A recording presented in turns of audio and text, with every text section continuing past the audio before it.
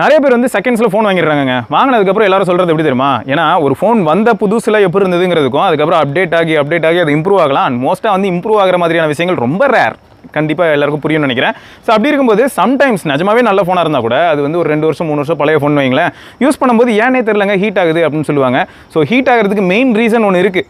அது நிறையா டைம் நமக்கு எப்படி தோணுன்னா இதனாலயா ஹீட் ஆகுது அப்படின்னு கூட தோணலாம். என்னென்னா பழைய பேட்டரி அப்படிங்கிறது கூட சம்டைம்ஸ் ஒரு இஷ்யூ தான். நீங்கள் வந்து பேட்டரியை ரீப்ளேஸ் பண்ணி பாருங்களேன். நிறைய ஃபோனில் வந்து பேட்டரி ப்ராப்பராக ரீப்ளேஸ் பண்ணதுக்கப்புறமே அந்த ஹீட்டிங் இஷ்யூ ரெடியூஸ் ஆயிருக்கு.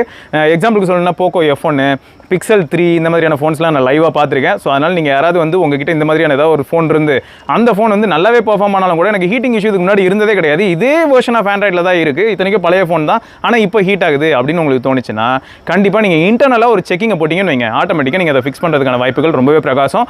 அப்படி இல்லைனா வேறு யாரும் கிடையாது, களவாணி பையில இருந்தால் அந்த மெட்டாவா மட்டும் தான் இருக்கணும். அவன் மட்டும் தான் பார்த்தீங்கன்னா இருக்கிற பெரிய டார்ச்சர் பண்ணிக்கிட்டு இருக்கான் எல்லா ஃபோன்லையும்.